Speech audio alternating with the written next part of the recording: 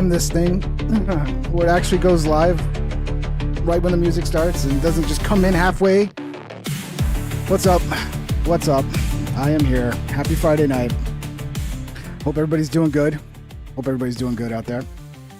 But yeah, on that episode with the Mentalist, Joe actually quoted one of the lines, one of the most famous lines from my edits, which is Jamie, lock the door. Well, he even said, we're going to have to kill you. And then he said, Jamie, lock the door. And then they both laughed. It's pretty funny because I'm pretty sure the last edit that's on their mind is the one with the two chicks. See, am I even live? Yeah, I'm live. Good. Sarah Weinshank and Kim Cogden. Maybe we'll play that one in a second.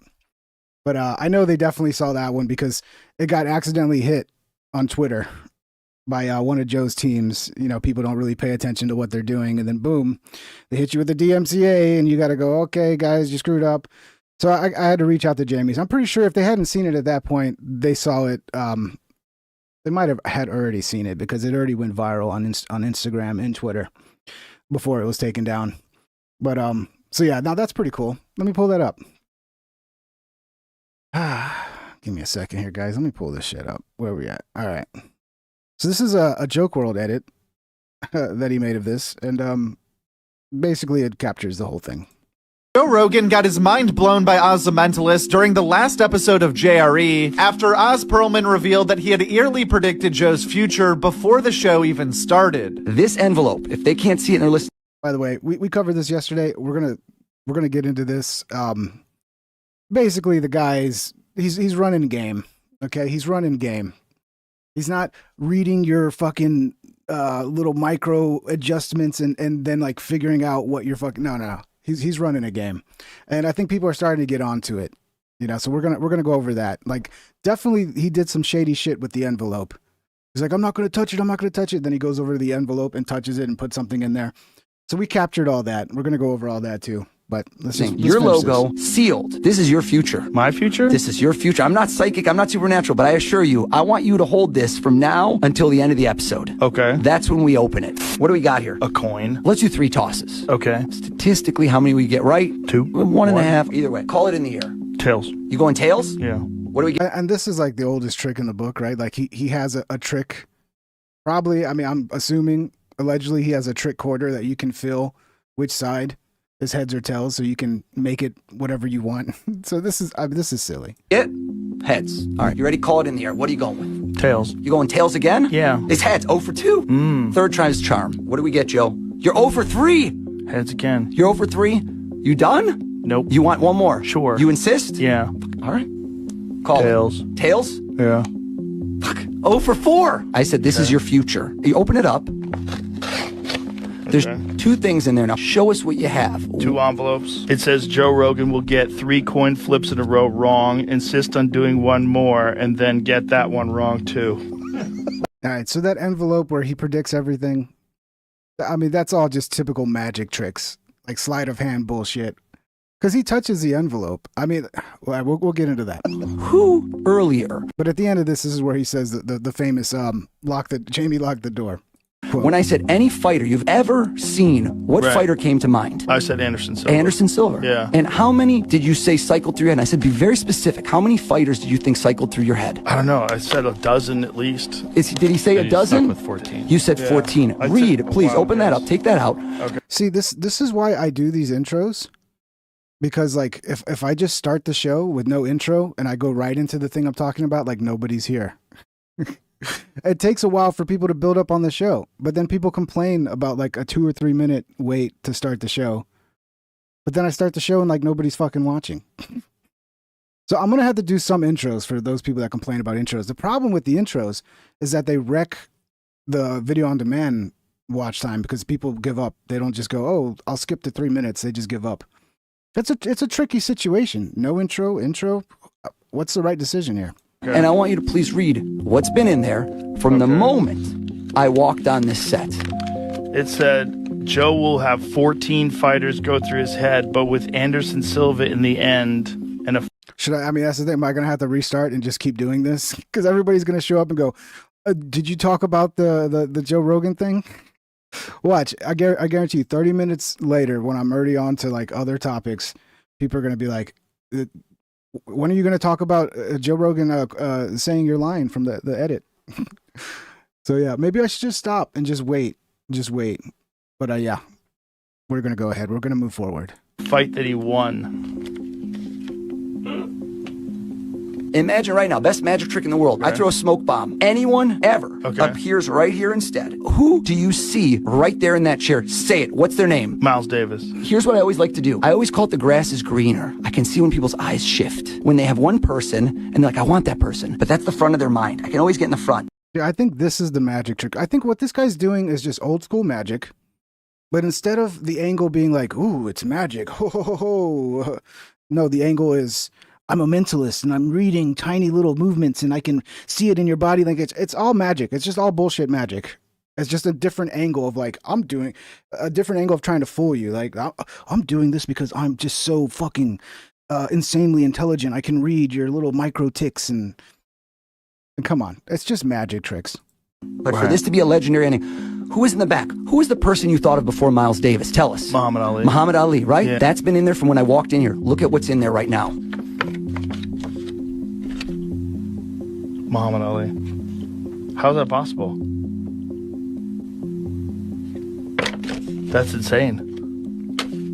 You are a witch. We're gonna have to kill you. Lock the door, Jamie. I don't know how you did. See, there's a line. And like it almost seems like it's edited, right? It almost feels like, oh shit, that's not real. That's an edit. No, it's real. He really said it. I checked the real episode. But yeah, that's funny.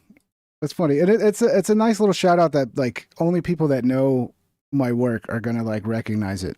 I didn't even know about it because it was at the end of the episode, so I didn't watch the whole episode. And then I started reading my social media, and people were like, "Holy shit, you mentioned, lock the door. Are you gonna make an edit of this?" That line, like the first time that line appeared was in we can go down a fucking little memory lane with the Jamie locked the door. First of all, that's something that was really hard to find. I wrote that, like that wasn't a line that was already in something. You know, a lot of the edits are me kind of getting inspired by lines that are already there, but then as I'm like compiling these lines, I'm also going, wouldn't it be funny if he did this or said this? And that's where you got to kind of sentence splice and like create new lines.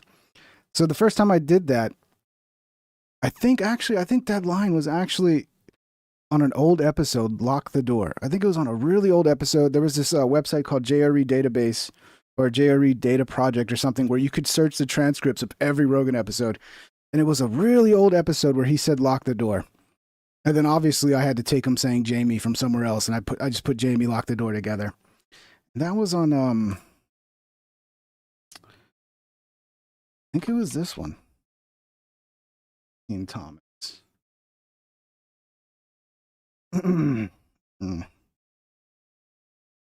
See if my edit even shows up anywhere. There we go. The Ultimate Ladies, man. I think that's where the first time I used this line was on this one. And I've been able to find like the last few. So the original line that I used in this one, I can't even find it anymore because I do have my own ability to search like massive amounts of episodes. The transcripts of episodes. I've built a Python script to do that. Thank you to AI teaching me how to code.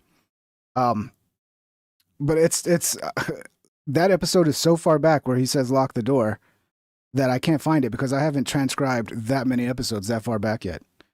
So the latest ones are basically sentence splicing. I've been watching you. I find people online and I watch them. You had this amazing photo from a couple days ago. You're wearing a bathing suit. This is still one of my favorite of my own because just the way the music, I don't know, it just has a beautiful flow to it. There it is. Jamie nailed it. Like, what? Wow. Shout out to Valentine Thomas. Wow. What do you mean picture of my bathing suits? Wow. The way she talks too, it's so cute. That's very impressive. This is the greatest thing ever. You're perfect. Okay, whoa. It's romantic. Can you stop talking right now? This is the greatest thing ever. I want to live my life with you. I'm going to do this forever. What? Well, I have a boyfriend. That has never stopped me in the past. See, like that was a line I wanted. I was like, oh, she has a boyfriend, but that was a splice. I don't remember how I spliced it, but that was definitely a line that I had to create. If you fuck around with it enough and you have enough instances of words, like if you need like, let's say one of these, I push on my eyes and see everything, right? Like what AFAS just said. Like if I wanted to create that line, I'd need a lot of samples of I push on, I need a lot of sample of my eyes, and I need a lot of samples of and see everything to find the ones that blend together right. And when it works, you can really sentence mix something and sound as natural as possible when sentence mixing, where people might not notice it if they don't have headphones and aren't like locked in. That's not gonna happen. I ask you how old you are? I don't think my age is an issue. Oh, Jesus. You're in your 30s. You should have your shit together by now. You being ridiculous. You should think about settling down, having a family. We're doing nothing. She's so cute, man. It just works so well in this edit. It's horseshit.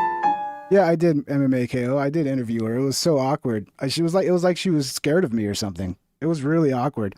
Thank God Davey was here because I tried talking to her and she looked just like she did in the show. Like she just looked terrified. I don't know if I'm just so awkward or what. I don't know what it was, but it was weird. And then as soon as Davey started talking, you could see like her eyes opened up, like she heard this deep booming voice, and then she saw Davey, and she was like immediately comfortable, and like the interview got so much better. But if it would have just been me and her, it would have been really fucking awkward. I don't know. I don't think it was me. Maybe it was me. Maybe it was me that was making it awkward. That is one of the dumbest fucking things I've ever heard. Let's have a baby. I'm sorry, but no.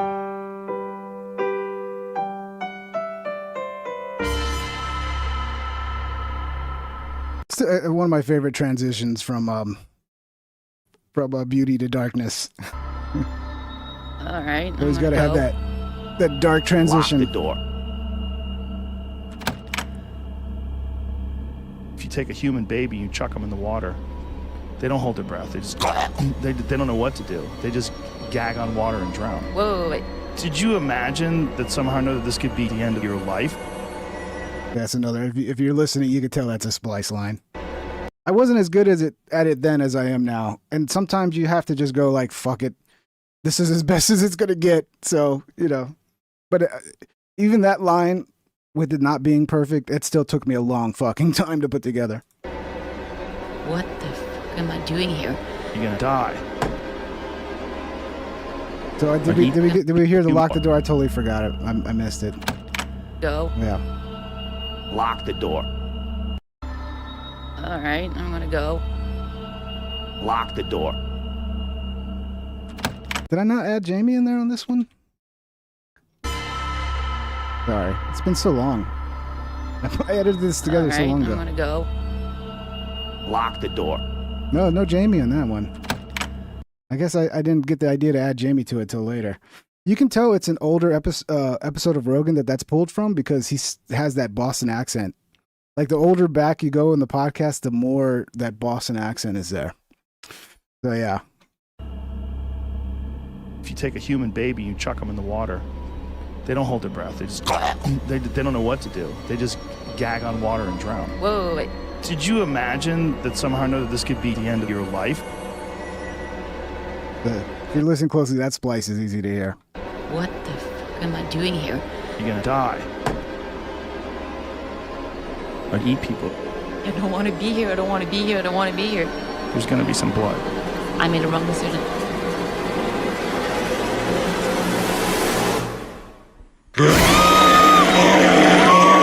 Before I had AI to add some better effects to the ending.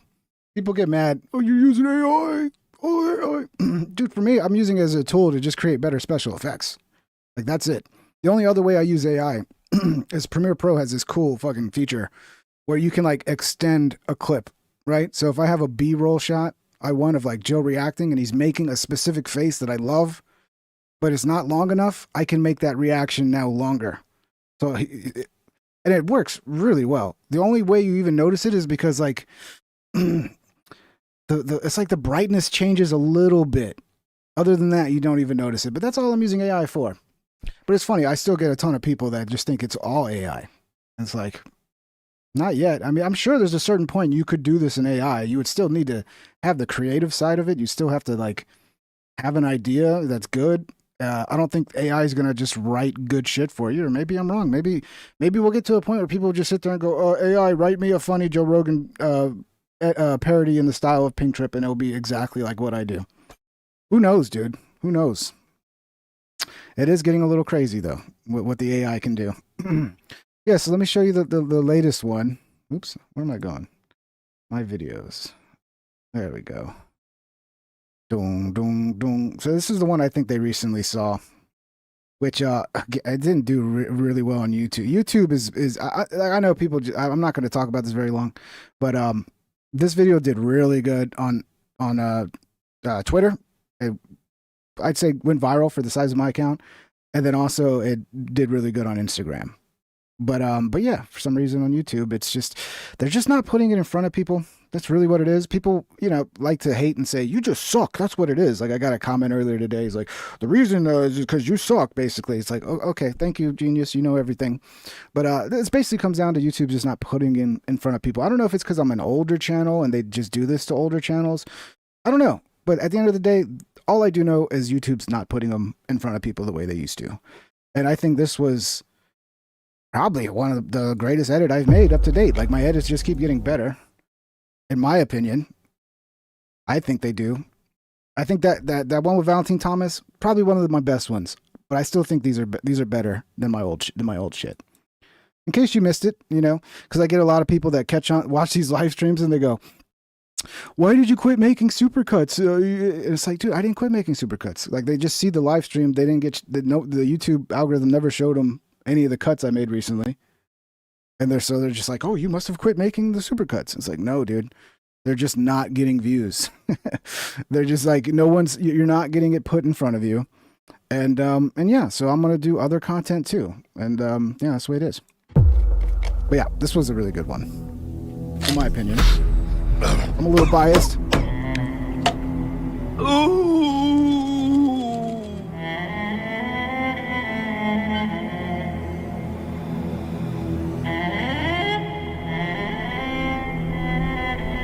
Holy shit. And people I'm really liking Indian music. I don't know what it is about Indian music, but I'm really liking it. It just sets a kind of a spooky kind of atmosphere. And then the music, I don't know. I don't know what it is. But I did this with the what's his name? The Egyptian guy. What's his damn name? Zawi? And people went, "Holy crap, you're using Indian music for an Egyptian." First of all, I like Indian music better. And I couldn't find any Egyptian music that fit that scene the way the Indian music did. And at the end of the day, it doesn't fucking matter if I use Indian music or Egyptian. The point of the music is not to fit the culture of the person in the scene. The point of the music is to enhance the scene. You guys are so hot.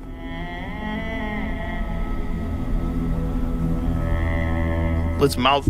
What? No. What are you doing? You can't. I had to censor that because if I didn't censor that, this video would be age restricted already. And if it blew up at some point, it still might get age restricted. So that's kind of, I think what they did is like every time my videos would blow up, they would age restrict it or just demonetize it and kill it and it would stop going out. So I think they just did that to channels like me. We're like, we're not going to age restrict or demonetize you. We're just going to limit your reach to such a low level that we don't feel it's going to harm anybody or some shit. I don't know. It freaks me out. It's mating season. No thanks. Not at all? You No. never want to taste? No. Everyone calm down. Just like chill out See a that little. face? It got really weird. See that face right there? See, that's an example of something Freaks like me out. It's mating season. No thanks. Not at all? You No. never want to taste? No. Everyone See, like that's a golden face right there. Like that's the face when I'm thinking of this edit, like that's who I want staring at these women. I want this guy. I want him staring these women down the whole time. And I think I might have had to use Premiere Pro to extend this shot a seconds or a second or two, just to make it long enough that it fit the flow of the edit. That's an amazing tool. You can say, "Oh, that's AI or whatever." Yeah, it's AI, but I'm not changing anything. It's still the face Joe made. I'm just making it last a couple extra seconds so I can keep the flow of the edit and not have to have too sharp of a fucking cut, you know? Calm down. Just like chill out a little. It got really weird. I don't like that. Right. Yeah. So what are we doing?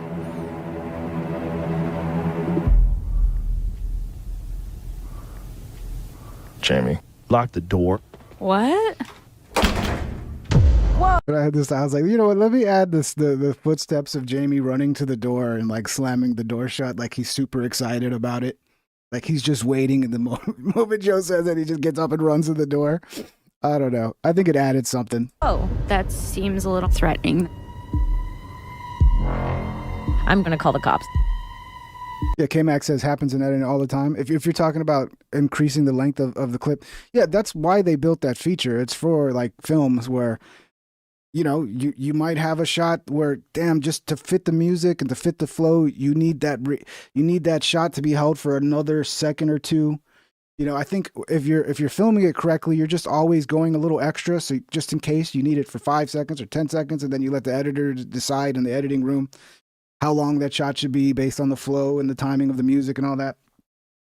So that's an amazing little tool, because if you didn't, you know, you need it to be 3 seconds and whatever reason you only captured 1.5 seconds of this reaction, now you can make it 3 seconds with AI. So, I mean, that's where AI is cool, tools like that. But I think we need to make it a law. And I mean, the states probably, I don't know, I mean, fucking Trump just made it where you can't make any laws against AI or something. It's fucking dumb.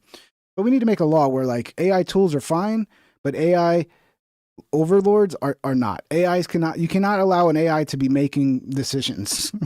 You can't allow AI to be like running things, right? Like you can use AI as a tool. That's great. But once you're like, okay, we're just going to fire everybody and we're just going to have AI manage our infrastructure. Like that's when it's kind of a problem, you know? I don't even know how you sort that out, but that's my problem with AI. I don't want fucking AI overlords controlling my life. There's no signal.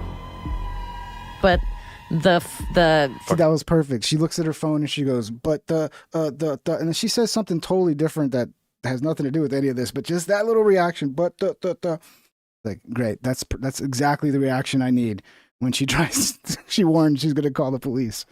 So much shit just fell in place for this one. You moron. What are you doing? Yeah, I think I did use AI to extend that shot too. Have you ever seen what it looks like when you get strangled to death? This is fucked up. this is nuts. You're both getting strangled to death. Oh my gosh. That's fucked up. We got to try and escape. Yeah, we gotta get out of here. You can't get away. You're gonna die.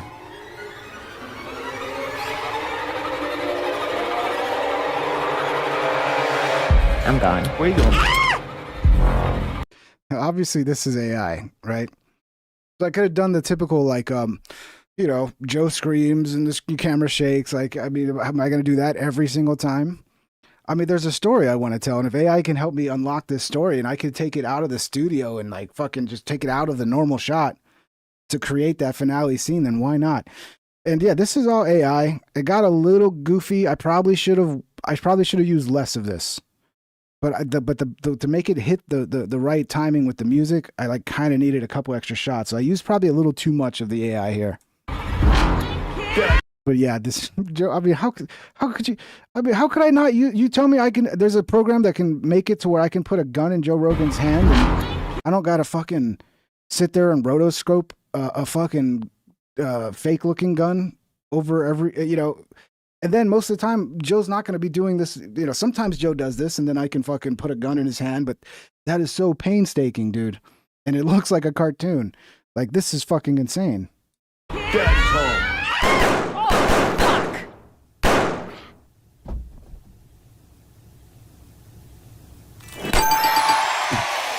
I should have got more. I only have so many fucking credits, dude. I should have gotten more shots of this because I don't like the way her face showed up in this. Congratulations, you win. Fun times. Tell everybody how to get your podcast, where you are on social media. That's the latest one. Yeah, and it got a ton of fucking views, dude. Not on YouTube. So I think that's why Joe quoted it, because I think it's fresh in his mind. So crazy. Anyway, Yeah. So, and then, this is the latest You one. want to see some shit? Yeah. Get in there, dog. Which I think is, because of my ability to fucking go through so many transcripts now, I think I can create maybe the conversation's too much in this. I don't know. There's no AI in this one at all. For all those people that complain about the AI. Again, I might have used the AI feature in Premiere Pro to extend shots, reaction shots, because there are certain shots that just the facial expression is perfect, but it's not there long enough. So I have to use that. But yeah, look at this, 12K views in 5 days. I guess it sucks. I don't know. I don't know if it's the thumbnail is not selling, if it's the title, people don't like Aaron Rodgers. I don't know what it is. I think what I'm seeing is like most of the shit that gets put in front of people now is all like, what's the word, everybody? Exposed. So-and-so's exposed. Everything is like, ooh, who's getting exposed today? Are people like on the internet just typing like exposed videos? Ooh, who's getting exposed today? That's all I care about. I just want to know, who do I hate today? I guess that's what my videos need to turn into. Joe Rogan exposed. Joe Rogan, the worst person of all time. Stupid, doesn't know comedy, isn't funny. Will that pick up my views? I gotta go completely anti-Rogan like everybody else and just shit on him all the time? It really I've noticed it did hurt my views the moment I was like, oh, I love Joe Rogan. I don't have a problem with Joe. These are just funny videos. I think there was a segment of people that were like thinking I'm trying to take Joe down. And, once it was clear that wasn't the case and we're just having a laugh, I think that upset some people. I know it upset some people in the Red Bar crowd. Shout out to Red Bar. I think Red Bar's funny. I'm a fan of Red Bar. But his crowd got triggered. They got really triggered when I was like, oh, yeah, I love Rogan. Shout out to you. Thank you for the shout out. It was the first time he shouted me out on the Alex Jones show on InfoWars. And I did that video. Joe Rogan's my biggest fan, remember? It's weird. It's weird. People want everybody to fight. People want drama. People just want why everybody sucks. And especially with Rogan now. Especially with Rogan. All right. Anyway, so yeah, that was cool. For all of you that were here to see that. I'll play it one more time. Where were we at? Just the ending. In there from when I walked in here. Look at what's this is Joe quoting the line from my video. in there right now. Muhammad Ali. How is that possible? That's insane. You are a witch. We're going to have to kill you. Lock the door, Jamie. I don't know how you did it. It's really... Do I have to go to the original to so you guys can believe that's not edited? I feel like it just seems like it's edited to me. Okay, so I don't know if you guys know this Warren Smith guy, but I was really skeptical last night when I saw what the Mentalist was doing. I was like, okay, the guy is collecting this data somehow. He somehow was able to scour the internet and found Jamie at some point in his lifetime talking about who his first crush was. I think he collected data. He did what mediums do to like guess shit. I'm not an expert on this shit, but I don't think that he's like reading your body language to find out what's inside your head. I don't think that's what's going on. And this guy did a pretty good job of breaking it down. This guy's Warren Smith. He's been on the Rogan show before. He's a pretty smart guy. Fake mentalist exposed, he says. If this guy can guess a random 4-digit sequence that I write down in my pocket, I will give him my Bitcoin. Logic is the antidote to illusion. And we're going to play... he might have it in here, but we're gonna pull up the original, and I'm gonna show you guys. Like, he definitely put something in that envelope before he had Rogan. I mean, you can even see it. It's all on camera. He puts his hand in his pocket. I mean, it's so obvious. He had something in his pocket, and he put it in that fucking envelope. And there's just no doubt about it. And we'll be able to prove that. I think this is simpler than you think it is. Even the YouTube channel Podcast Cringe, which is devoted to whose sole purpose is to expose nonsensical Joe Rogan guests, falls for this hook, line, and sinker and thinks this guy's amazing. He practices mentalism, which is basically the He's calling you out, Podcast Cringe. Oh, boy. fine art of reading body language and subliminal communication. He'll ask you to think of a number and then ask you a bunch of questions about the number while looking. Oh, guys, I haven't mentioned it. Before we get going any further, please smash the like. If you're enjoying the show, if you're not enjoying the show, you're hate watching, like, I don't know, I guess. But if you're enjoying the show, smash the like. It helps get the show out there. I appreciate it. And if you want to support, you can send a super chat, which is, I'm going to consider it a tip, which hopefully will be tax-free, or become a member.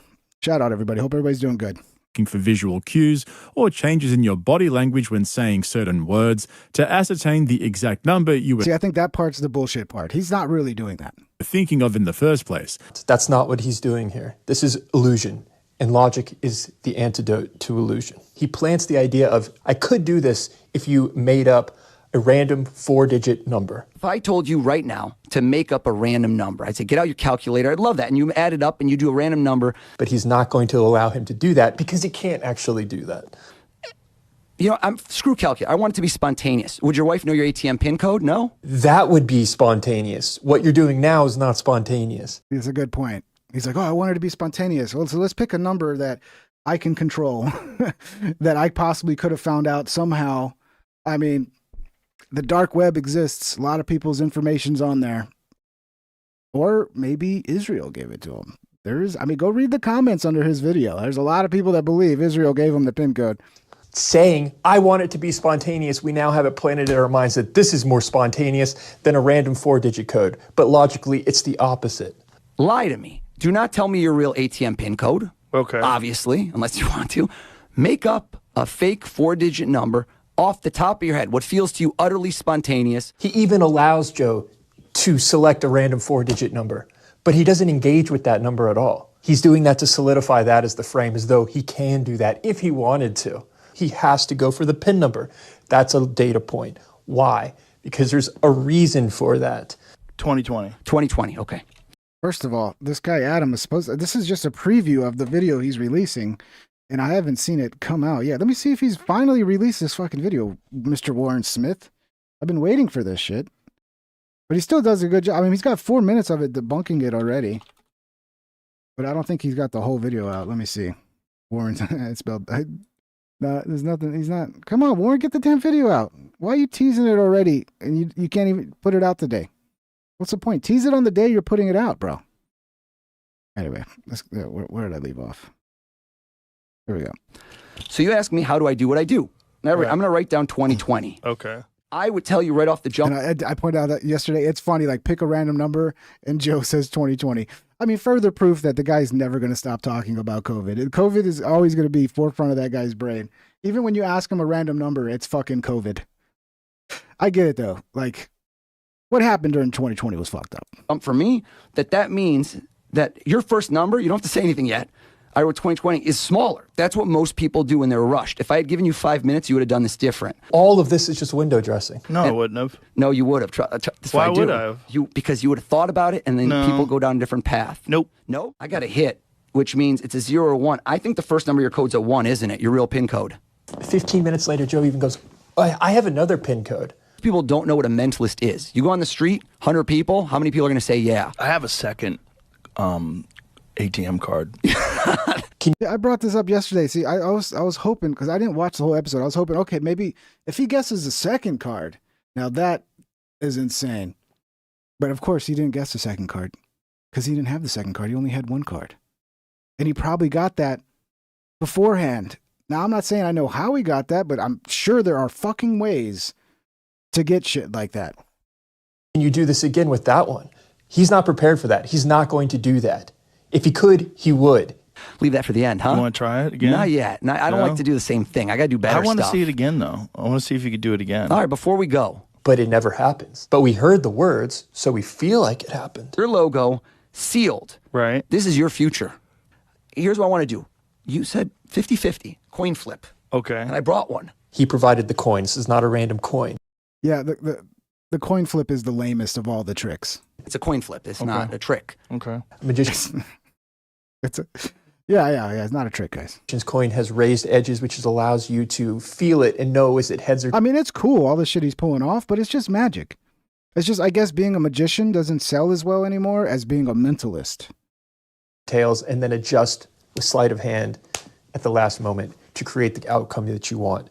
Tails? I always go tails never fails. What do we get, Joe? You're 0 for 3. Ask yourself this question. Why does he need to get up and come over the table? I'm coming over. Okay. He just It's funny because when you watch it back, it's so obvious, but like in the moment, it's Justifies this easy to miss this little shit. by claiming he needs to cut the envelope open. Why?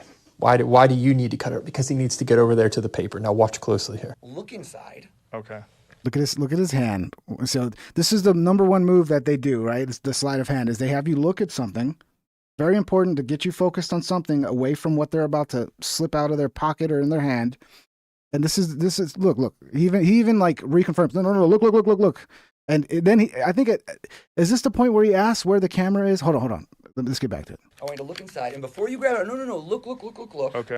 Look as he digs into his pocket. I'm looking. And tell me, you see it says two words. Then that's where he pulls something out of his pocket. Okay. Can I turn this around? It says Joe Rogan. It says Joe Rogan, and I don't want to touch. See, there's no reason for him to touch it. There's no reason. I don't want to touch it, but let me just stick my hand in there and drop whatever the fuck it is I pulled out of my pocket.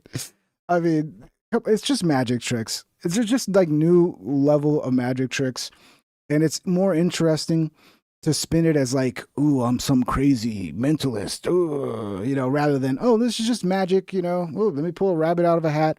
Just a new spin on magic to me. Will you do it? I don't want to touch. He then I don't want to touch it, as I clearly put something in it, and Joe's looking right at it. But like in the moment, these things are so easy to miss because you're just like,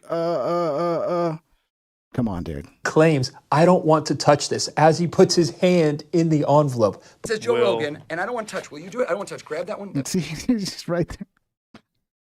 I mean, and he cut the part out, but before all this, he even asked, like, where's the cameras? Where's the camera? Like, you don't know where the fucking cameras are? Everybody knows where the cameras are in Joe Rogan, all right? There's one behind you to the left, and there's one behind Joe, I think, to his right. Was it yeah, to his right. And then there's one behind Jamie. There's 3 shots for the Joe Rogan. One, and he's like, I don't know where the cameras are. I don't know where the cameras are. Come on, dude. That pink one out. Now Joe picks out the piece of paper that he just placed in for him to pick out. It is impressive, nonetheless. Don't get me wrong. If this guy would allow me to write 4 numbers down on a piece of paper, memorize that, put it in my pocket, don't input it into a computer. If you could sit down and tell me what those 4 numbers are, I'll give you my Bitcoin. I think this is...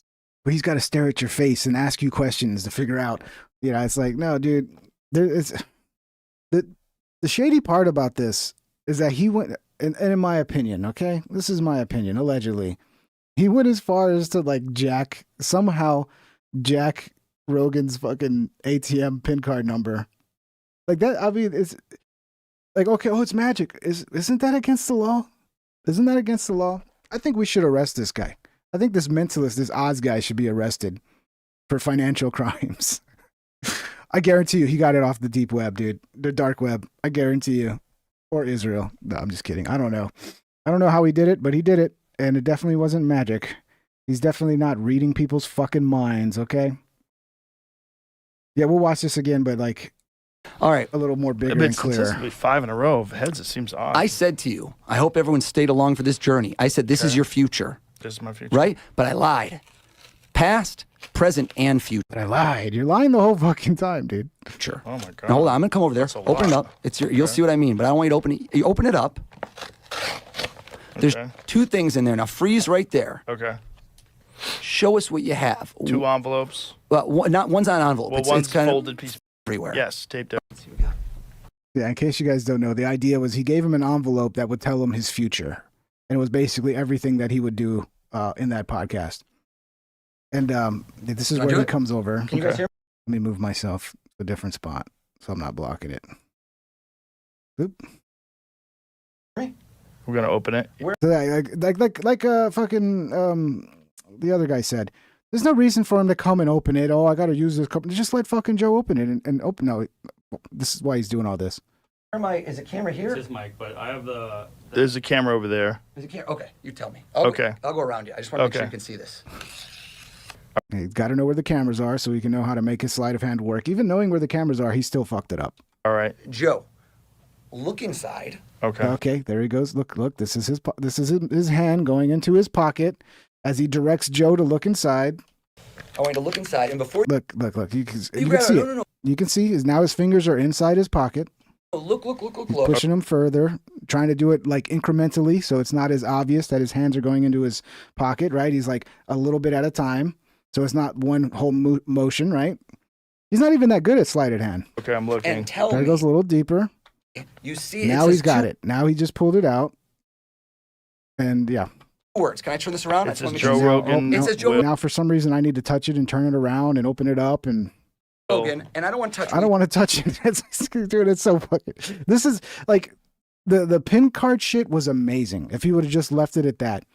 But then when he starts doing all these lame ass fucking magic tricks, it's very clear he's just doing lame magic, and he somehow stole Joe Rogan's pin card information.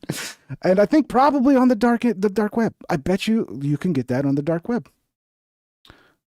Probably Joe had his shit hacked, and it hasn't been public yet that this hack has come out, unless you're on the dark web. I don't know. But this kind of shit happens all the time. It's how people get their credit card information stolen, et cetera, et cetera. So yeah, what do you think? Do you think he reads minds? No. Most logical explanation is he's just doing magic tricks, but he's going a little further than what I think you should go, which is stealing people's fucking financial information. Allegedly, in my opinion. Kash Patel was on Rogan today. This was interesting. Kash Patel was, we used to look at Kash Patel and his crazy eyes and be like, oh, that's a crazy guy that's going to go in there and really fuck things up. That's what we need. Maybe the crazy eyes were telling us something else, guys. Maybe the crazy eyes were telling us, maybe this is not the guy. He's either terrified in a state of fucking fight or flight, or he's a complete psychopath 24/7, because that look is always there. But yeah, so remember the Elon Trump stuff? We talked about it yesterday. Elon Trump going to war. Well, that shit was breaking out as Joe Rogan was interviewing Kash Patel yesterday in the studio. Since we were talking about fake news, this is going to come up because it's been going on since we've been recording here. Elon and Trump seem to be in a bit of a spat, Joe. You want to check the tweet that Elon just put out a little bit ago? Time to drop the really big bomb. Donald Trump is in the Epstein files. That's the real reason. I see. Look at Trillmatic. Like Trillmatic, you realize you have like no point. You're making no point, right? You're just tossing insults. Like, tell me how I'm wrong, and I'll gladly debate you. And if you're right, and you could help me learn something that I don't know, that'll be great for me too, Trillmatic. But what you're doing is completely fucking pointless and not useful to anybody. But thanks for watching, dude. Reason they have not been made public. Have a nice day. Dude, be unstoppable. I know I missed a fucking...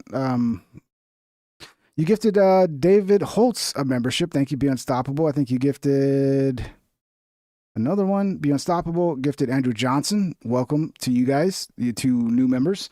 And thank you, Be Unstoppable, who's just constantly giving out memberships. He's like Santa Claus here in the chat. Then he also gave a super chat. Trill, or a tip. These are tips now, boys. Trill, I joined late, then skipped to the live, but noticed your troll remarks in the beginning of the stream and you're still going. Oh yeah, just ignore them. It's okay, dude. People are allowed to have their opinions. It's very obvious, dude, when people just all they have is insults. Like, they're just, I mean, either they're just trolling, or usually it's people are angry over some opinion I have. Like, I'm sorry. Like, some of my opinions are going to be wrong. I'm not going to be right about everything. A lot of what this podcast is just, it's my brain opening up to you guys. I think out loud.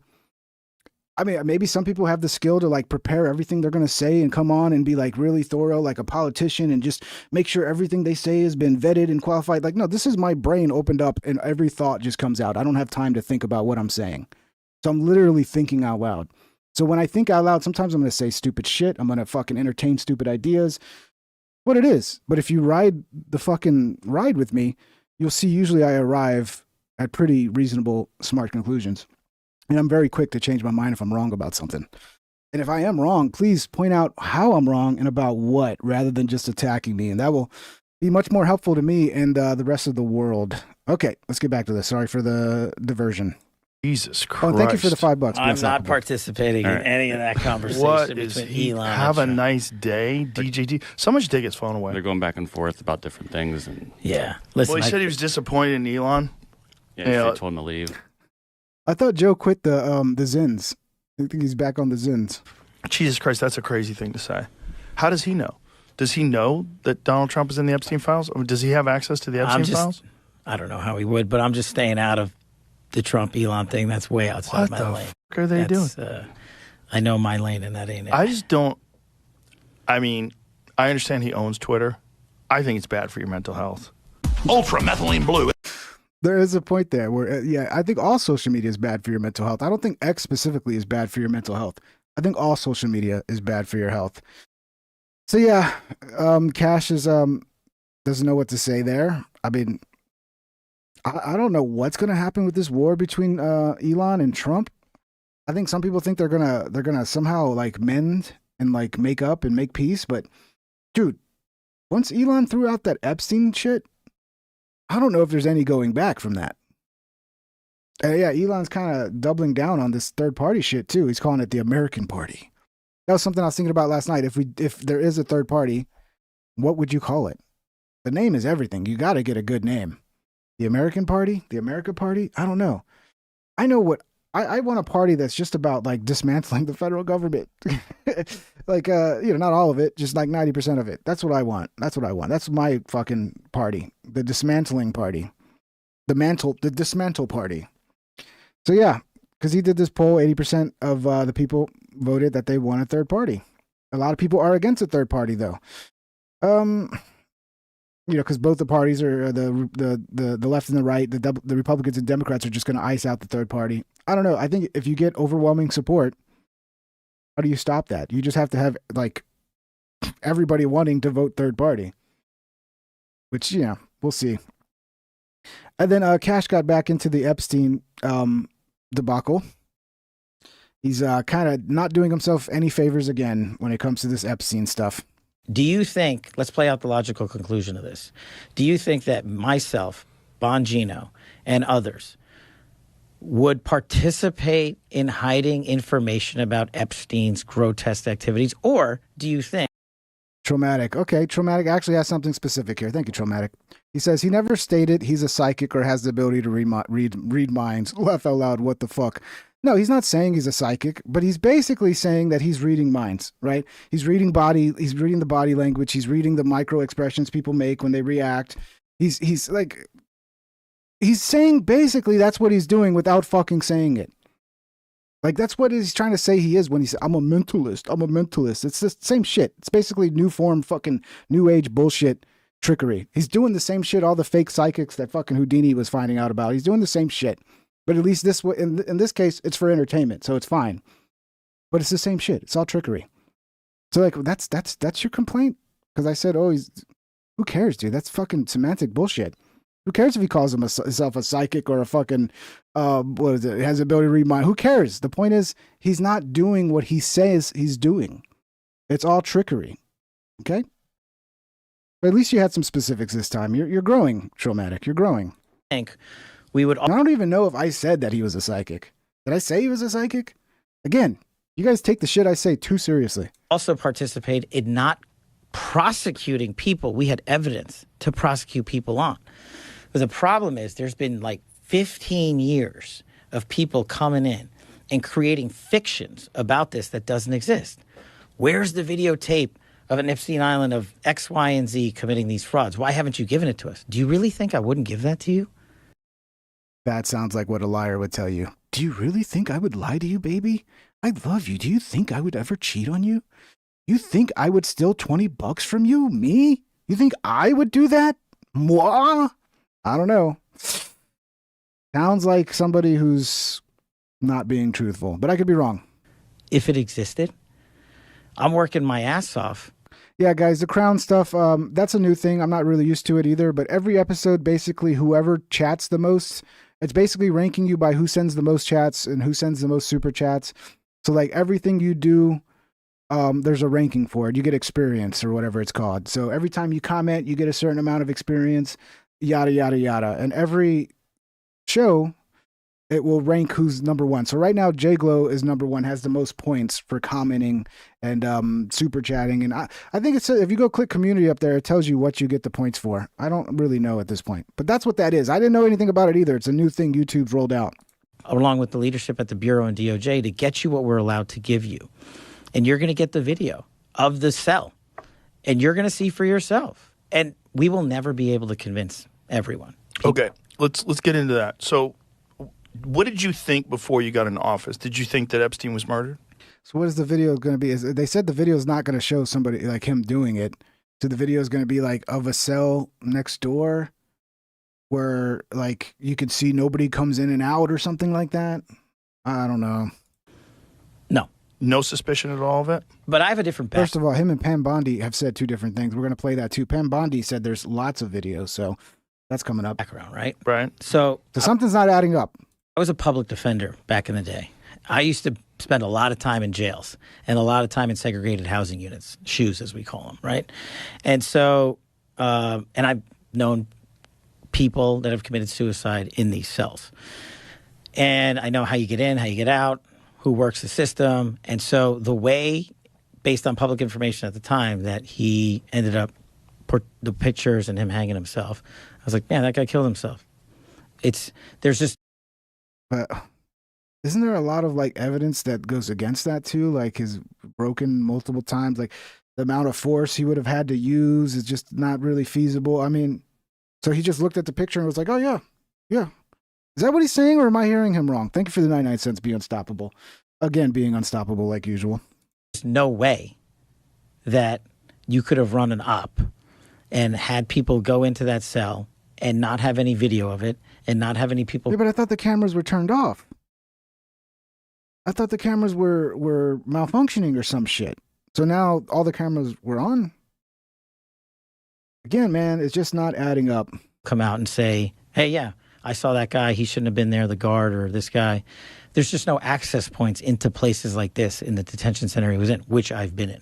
So correct me if I'm wrong, but what I was told, what I'd read, was that the guards were not paying attention or were sleeping. Well, right? And in short order, you'll see it. Is that correct? Correct? Well, it's hard to surmise that from a video, right? Like, right. Where they like, you know, and look, do guards doze off on the night shift? Yeah. But no one can get in to the cell. And if they had gotten in to the cell. Okay, well, who was in there then? I mean, who could possibly have gotten in? The guards? So, but you're saying there was a video now that proves nobody could have gotten... So the video's outside the door, on the door? To prove that nobody... Because they already said there's no video of him actually doing that. Unless I'm wrong, and we're all going to see the video of him doing it. And yeah, there is a concern about AI because the level of AI is getting insane. But I still think if they were to put out an AI video, people would be able to know at this point. I don't think it's gone that level. You would see it. But we were told that the cameras were down. Well, I don't know who said that. But that was in the news. We're giving you all the footage we have. So why wasn't that released? So that's not answering the question. Were there cameras that were down? So the whole story, the whole time that cameras were down is false now? So that was a lie?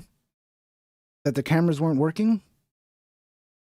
So now the cameras were working and we're going to get all the footage from every camera? Or were their cameras not working, we're going to get some of the footage? Dude, I don't know. It's just seems like they're being, you know, not truthful, being kind of evasive with the facts. Like immediately. Why did this speculation escalate? I think you'd have to ask whoever the Attorney General back then was, Bill Barr. Ultra Methylene Blue is now available in sealed capsules. Alex gets so much free fucking advertising from me because I'm playing it. Well, I mean, he does a good job clipping this shit. I will watch whoever clips it, and then Alex just throws his fucking ad at the end. And yeah, the methylene blue craze is a little insane. It's a little insane. I don't know how much to believe it. There people on the right are getting a little crazy with this ivermectin, and you know, ivermectin cures everything, and it's fucking methylene blue is like, it's like, dude, I don't know. Y'all are losing all credibility here. You know, you go too far with it.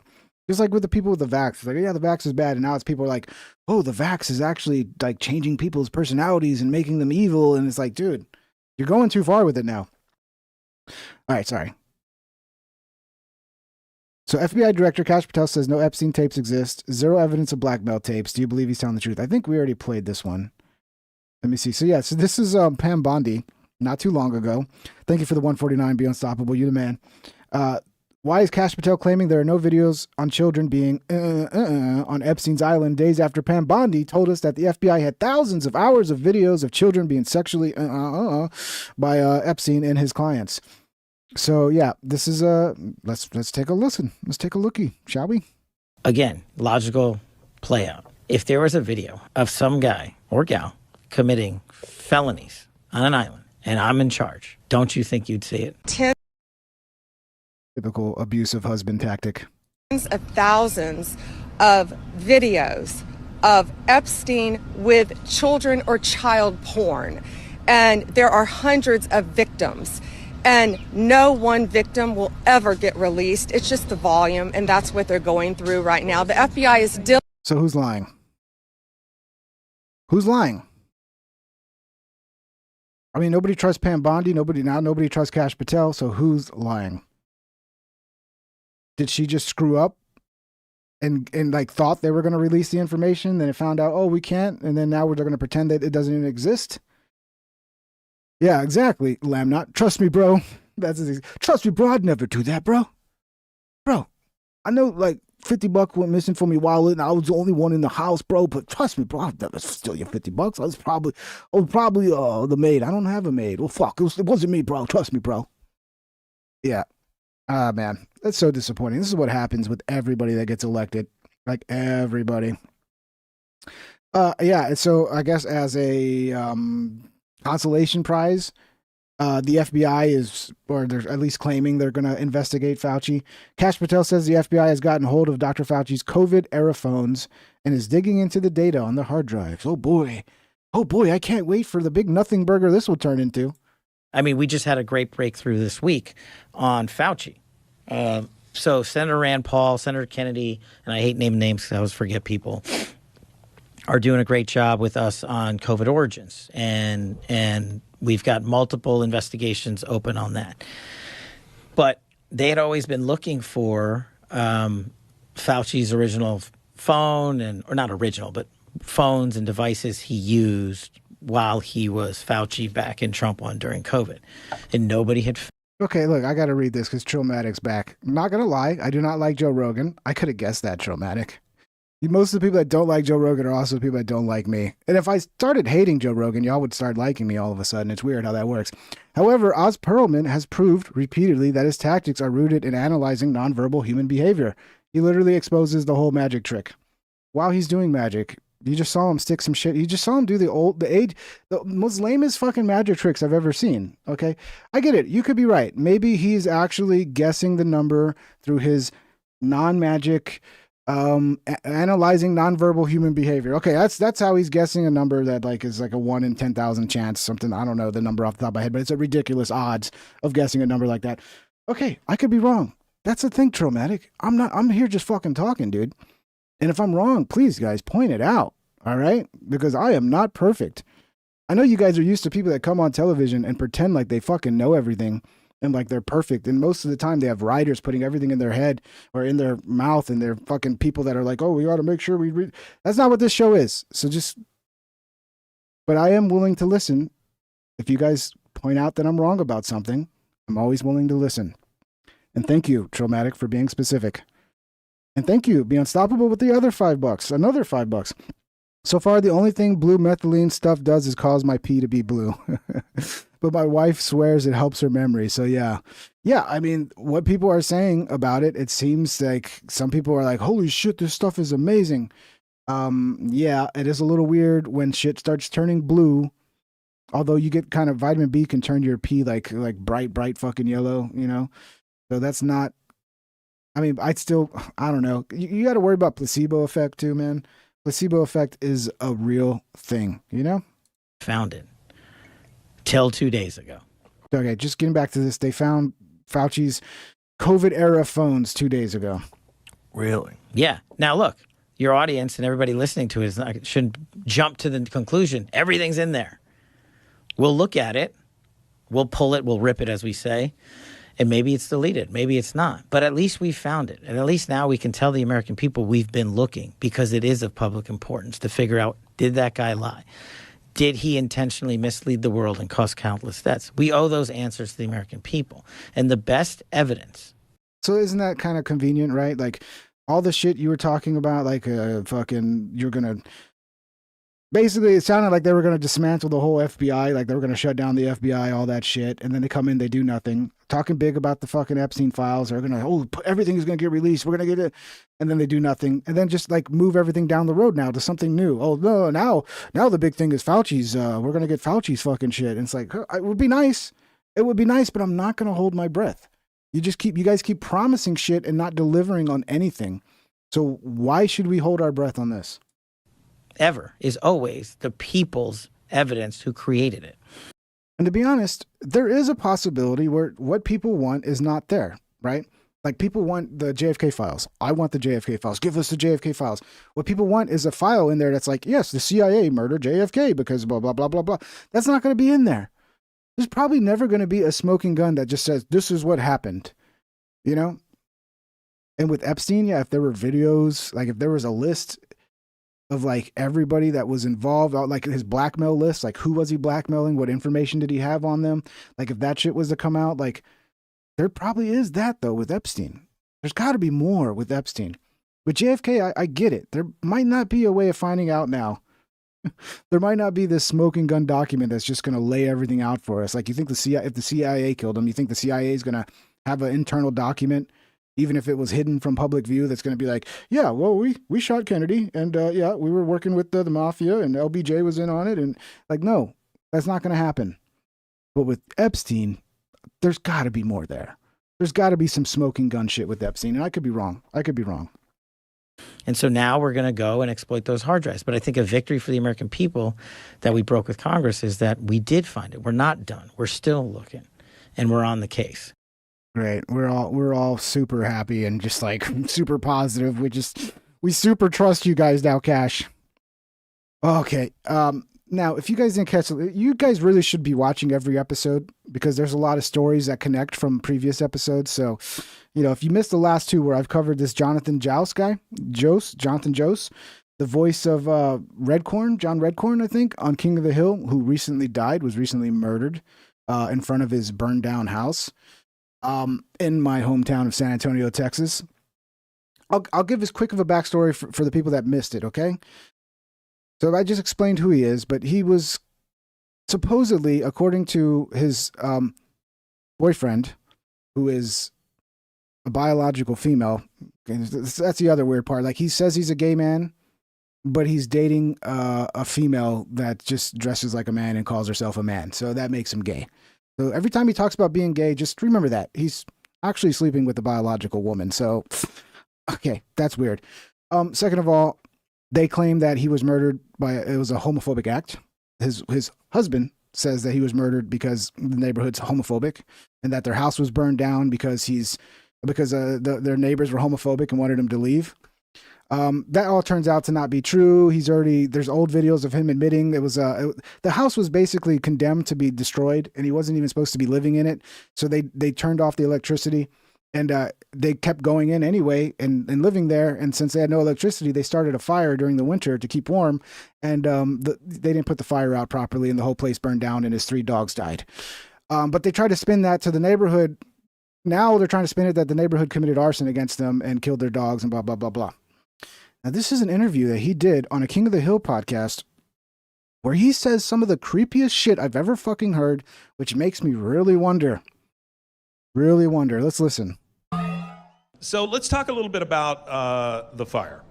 Let's talk about what happened and how. Okay, just a shout out. This is the Bra, a King of the Hill podcast. Yeah, just want to give him some credit. How that impacted Jonathan. So tell me about that time. And I know it's a really fresh wound. So when I got beat up? Huh? By punks? No. I know this is going to be difficult for people that didn't see the previous episodes or haven't followed this, but that's Jonathan Jose, the voice of Redcorn on King of the Hill, who recently died. And this is days before he died. No. I'm talking about the fire. The house. Fire. Oh, man. Yeah. God damn. Yeah, let's talk about that. My husband and my ex-wife is involved. My ex-wife. It's got to be confusing. With Texas, San Antonio real estate. Okay. And she was kind of messing with me. So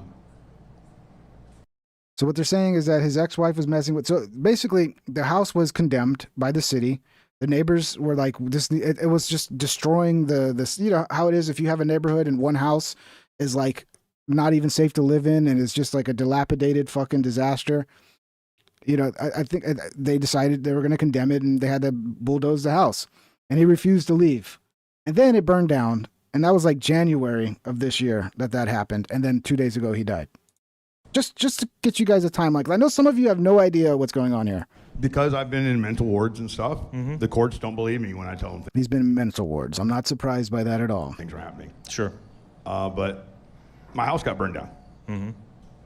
They could not rule out arson. I didn't have any electricity. I had a little fire going in the house. My husband and I put it out. Yeah. And we left to get lunch, and we came back, and the house was burnt down. I tend to look, in my opinion, allegedly, what I think I can't prove is not proven. This is not, in a court of law. This is just my opinion. I think they burned their own fucking house down on purpose. Again, I can't prove that. It's allegedly. It's my opinion. I'm allowed to have my opinions. But I think they burned the house down on purpose. And now listen to what he says next. Our 3 dogs died in the fire.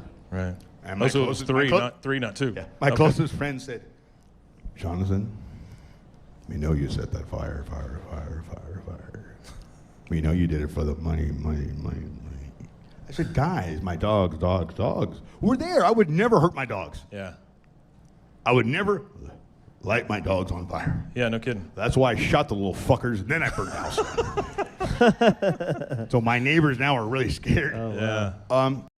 That's a really funny joke, ain't it, guys? I mean, these guys have the guys interviewing probably have no idea like how deep this is about to get. So what do you think? Was that just a joke? Or, is that the kind of joke somebody makes? I mean, the worst part about this guy is that like they're trying to lie about all this shit that happened, but he's his own worst fucking enemy because there's so many clips of him like admitting what really happened. Like he just said right there, they can't rule out arson, but we set a fire and we thought we put it out and then we left to get lunch and then the house burned down. So it's very clear the house burned down because they set a fire in the house, and their claim is they did it to stay warm. It's very suspicious. And yeah, they can't rule out arson. Yeah, they can't rule out that you fuckers committed arson on your own house. That's what they probably can't rule out. So yeah, anyway, just wanted to follow up on that for the loyal viewers who watched the last couple episodes and might be interested in this story. The story gets crazier and crazier. And yeah, go watch the last couple episodes, my couple last live streams I did if you want to see the whole story. It's insane. And I think there's going to be more coming out. And people on the internet are not, I mean, even though it's so obvious this is all bullshit, the homophobic angle, like who knows why the guy murdered him? Like we don't really know yet. Was it a self-defense thing because he was known to walk around pointing crossbows at people and just being on top of his roof with pots and pans, screaming, yelling? I'm like, he was a madman. He was completely insane. There's a reason why he was locked up in psych wards, mental wards in the past. Okay. So who knows why, but the homophobia angle is all just probably his husband, who, doesn't have a dick. Or maybe she does, but I doubt it. I don't think he does. Not she does. He does. Okay. I think his husband is going to run a little GoFundMe campaign or something. Or maybe they probably already are. There's some angle here, like to make money. Or just become a saint of the LGBTQ IIAP community. But yeah. I mean, we can watch a little more. So that impact is, for the first time at 60 years old, yeah, I don't have a goddamn thing to worry about other than the man I want to worry about. Yeah. The woman. I mean, sorry, his husband. So he's happy about his 3 dogs dying and his house burning down because now he's got nothing to worry about. It's great. He's in a good spot now. It's good that his dogs died and that his house burned down. That's what it sounds like to me. I mean, I have 1 dog, and if he died, I would be crying right now, even thinking about it. I would be crying. Because I see my dog as like the most helpless creature in the world who's like completely at my fucking mercy. Like his survival, his happiness, it's all dependent on me. So for something to happen to him, that is like something happening to a child. And I know people say, you shouldn't compare your dogs to a child. The reason it's compared to a child in that case is because they're as helpless as a child. Dogs are. But yeah. Now we got a motive too. I don't know if we got a motive, dude. Apparently they were fighting over the landline, like the fence line. I mean, this guy just kept going to his burned down house. Like, oh, I have to check the mail. No, move the mail to a different address. That house is burned down. You know what I mean? Like he just kept going there just to keep fucking with his neighbors. That's what it seemed like to me. But I could be wrong. But I don't think that the neighbor just shot him for no reason. Okay?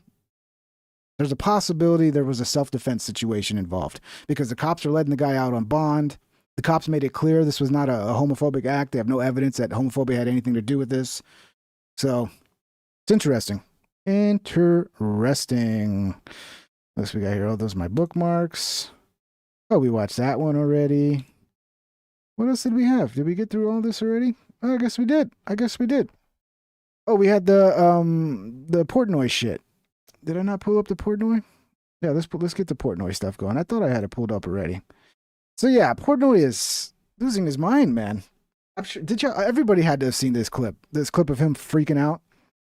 So if you remember, there was people I think that worked for him at a bar or something in Philly or something like that, where they put up a sign that said "F the Jews," and it became this big thing that like Barstool is promoting anti-Semitism. And then he offered the kids that were working for him a trip to Israel so they could learn about the Holocaust. And then that went to shit, you know. And that's what this whole argument is about. There's some other stuff we can get into too. Like I wanted to dive deeper into like our debt because I said some things last night without really thinking about what I was saying, detail wise.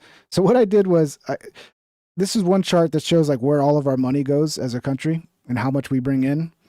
And then I also went to Grok and I told Grok my plan, which is how do we basically cut the size of federal government to where the federal government only does the things that the states are incapable of doing.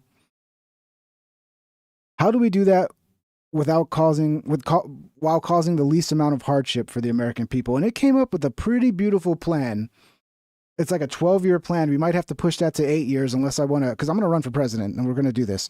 Maybe I might have to move it to an 8-year plan, or I might have to just go full FDR and just go 3 terms and just be like, fuck it, I'm going to do like run for a 3rd term.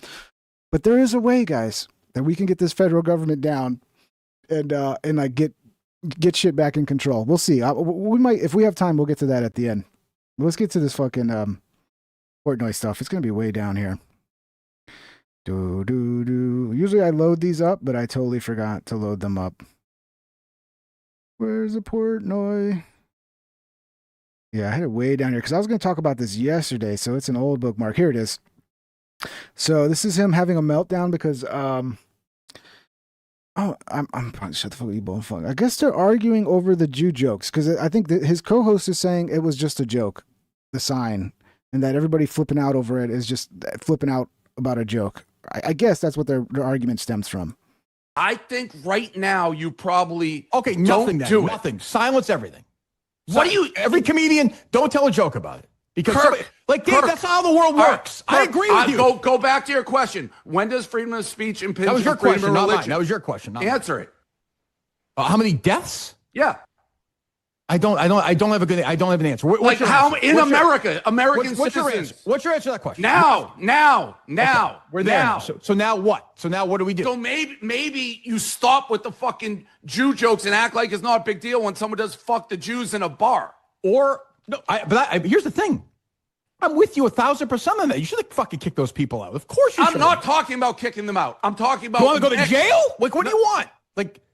Those guys, you are defending this guy Mick for what he said right after that happened. He's not anti-Semitic. I'm not defending him. No, if your brain goes in, I'm not defending him, Dave. What I'm saying is, you should have him on here or somebody else like that and fucking fight with them because then you have a conversation. That's what this idiot wants. Dave, these guys that wrote the thing at the bar, fuck the Jews, right? So kids say offensive things because they get a kick out of it, right? You have to look at the details. I don't know the details. Are these people like truly anti-Semitic and like hate Jewish people? Or do they think it was a funny fucking prank that would get them laughing? It doesn't make it right, but it does change the fucking context of are they anti-Semitic or are these just some kids doing a prank? I don't know the details. Yes. You're going to fucking fly them to Auschwitz. Some guy tweets at you something. You want to fucking... He's not. Kirk, it was a bar I owned. I think somebody had a joke at the time. It was like, oh, so if I do this, I can get a free trip to Auschwitz, a free vacation. It was a bar I owned. They should have been kicked out. So, but my thing is, no, it's not just kick out, Kirk. Are you ignoring what's going on in the world? No, right I'm now? not. What, Dave? What do you want to do? Those guys? What do you want to think do? it's related? What do you want to do with those guys at the bar? Put them in jail for 50 years? Kirk, Fine. I don't I care. didn't They're say that. assholes. You're. Oh yeah. Buddhist priest says Sam also called him out on being a gambling addict. Yeah, Portnoy's a degenerate, dude. Like the amount of shit what does he have room to talk about? Like he's the one that's constantly getting canceled by everybody for the shit he says. Remember when he said something about like chicks in skinny jeans deserve to get irped? You know, I mean, like maybe that means you're a sexual predator, Dave. And you should be locked up because you said that. That means you fucking hate all women and think women deserve to be irped. You know, I mean, sometimes people say stupid shit. They're trying to be funny. You got to be able to distinguish between the two. You're quite literally changing everything you say. Kirk, if you just want me to kick him out, not mention it, not care that this kid's anti-Semitic, shut up. If you just want me to. Could you imagine working for this guy? Could you imagine that? I bet you everybody fucking hates working for him. Ignore it. Don't tell me to shut up. Shut the fuck up, you bald fuck. Okay, go ahead. How's that? I mean, it's entertaining, but who would want to work there? Oh, it's kill. I'll never recover from that, Dave. Go ahead, continue. I'll never recover. Well, you're the one who big boss man, don't tell. I'll tell you, you work for me. Okay, go ahead, continue. You little bitch, you work for me. Sure, you bet. For now, oh, you continue. don't? For now, quit. I don't care. I'll Is take 500 grand. Is this show or not a show? Like, is it a show or not a show? Like, we can't have a conversation? You're an idiot. Okay. Now, if this was the show every day, I don't listen to any Barstool Sports show. I don't listen to Barstool Sports at all. The only thing I know about Barstool Sports is when I see clips like this on the internet. And Frank the Tank, the Mets, the guy, the big guy that's always screaming about the Mets. I like that guy because I'm a Braves fan. So, I mean, it's trust me, we're getting it this year. It sucks being a Braves fan. The worst fucking. I can't even watch baseball this year. It's a fucking disaster. I forgot what I was saying. Yeah.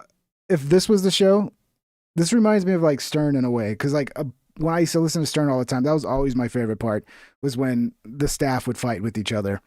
So if this was the show, I might start fucking listening or watching this every day. You're literally saying people should be allowed to make Jew jokes, say whatever they want right fucking now. That's Yes, I think people should be allowed to make jokes. So how many motherfucking Jews have to be killed before you stop?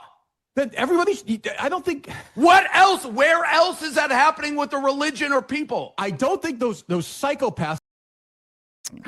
That's a tough question. Like nobody wants anybody to get hurt, but if they're jokes, like this, that's a slippery slope.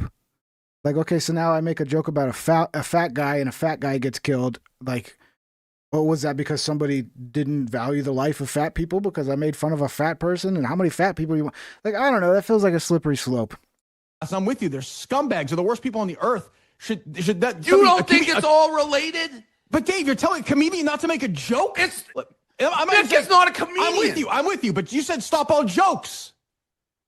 So only comedians can tell jokes? Jew jokes of that. That's it, guys. You need a license now. You have to go to the mothership in Austin, and you got to stand in line, have $200 on you, so you can get your comedy license, so you can be approved to tell jokes, guys. Just so you know, that's how it works. Otherwise, no jokes. That nature now. We'll ban Jew jokes of that nature. We'll get the Constitution. We'll get Congress and stop Jew jokes of that nature. I'll go back to this. Yeah. When does freedom of speech impinge on freedom of religion? I don't think freedom of speech should. I think freedom of speech is the most important thing in this country. Okay, so people. When does freedom of speech impinge on freedom of religion? Let me ask Rock, because this I don't know why, but this question just seems to be weird to me. I'm having a hard time making sense of this question. Let's see what Grok thinks. When does freedom of speech impinge on freedom of religion? Freedom of speech and freedom of religion can clash when one person's expression directly undermines another's ability to practice their faith without interference. How's it? What? So if I say I think Mormons are stupid, then my freedom of speech is infringing on the right. The Mormons can still do their stupid shit if I tell them it's stupid. If I say fuck Mormons, that doesn't stop Mormons from being able to do what Mormons do. That's just my opinion on shit. I don't know. Grok's probably reading some fucking leftist hate speech sites to get this information. I don't know. I don't fucking know. Anyway, where was I at? Where was I at? Holy shit. I lost my place. Oh, yeah, that's right. I was in my bookmarks. Here we go. You go kill the Jews, and there's no responsibility if someone goes and kills Jews. No, that's a crime if you kill somebody. No, That's no, but freedom of not speech. saying, hey, go kill Jews. That's different. By the way, I like Mormons, okay? I have nothing against Mormons. I've known some great Mormon women in my lifetime. And I've had Mormon friends. I think what they believe is stupid, but I'll still be your friend. We can hang out. We don't got to talk religion, you know? Like, you can think, I'm a Catholic. I was raised a Catholic. You can think the things we believe are stupid. Okay, that's your opinion. I can still be friends with you. And if I still want to practice my fucking religion, I can do that. Now, if you're calling for the death of people because of their religion, like, that is where I can see it arriving at that level. No. What do you mean? You can say somebody should go kill Jews. You don't do it, but someone hears you and goes do it. You're fine with that? That's not who. Of course not. That's not even near the same fucking thing. If somebody says, go kill Jews? Yes. No, that's different than telling. I thought we were talking about telling a joke. I thought we were talking about comedians. They are all using semantics. No, now we're not talking about comedians. Now we're talking about people calling for the death of Jews. So we just completely changed what the point of this is. For anti-Semitism right now. And I can So he got cooked over this. Like, it got bad where he's like trying to like claw it back and be like, that's not what I meant. This is out of context. tell the difference because for 20 years of doing it, I've never mentioned it, Kirk. No, and I said to you when this thing happened a couple how weeks ago, can you not realize we're in a different time right now? I completely realize, and I'm sensitive to the fact that you're sensitive, and I feel bad. No, you're not. You don't Well, you're a sensitive little bitch. get it. That's not true. I am sensitive to it. What I'm saying is it's a fine line. I think you would agree. I think you would agree. So maybe you don't. That when you start harnessing free speech and what can be said and what can't be said. I'm not saying throw any of these people in jail. You want me to give this kid a pass. No. If you want, no. What I would like you to do, in my mind, this is why I pitched it to the producers, and you disagreed, and you are the boss. Like I said to you yesterday, it's your dime. You own the company. I thought it would be interesting to have somebody on who you disagree with, who I think at the end you wouldn't disagree with that much, have a conversation, which is what I thought you. So that's what Dave does. He's changing the whole thing. The guy's like, "Hey, let's have that guy on the show so we can talk about it. It'll be great for television." And that becomes, "You want to give him a pass for wanting to murder the Jews?" Completely changes everything. Yeah, people that argue like that they're annoying. You were trying to do. Hold on 1 second. Which I thought you were trying to do with bringing these guys to Auschwitz, trying to have a conversation. So you put a name in the face of somebody you disagree with and have an actual conversation. I think. Okay, so then he made there's a couple follow-ups to this because that went massively viral. Everybody was shitting on on Portnoy. And then he's like kind of bragging about it, like, "Oh, everything I do goes viral." It's like, yeah, when you act like a moron, it goes viral. It's a good technique. The question is, like, because he constantly goes viral for acting like an idiot. He constantly goes viral doing stupid shit. And it's like, is he a genius?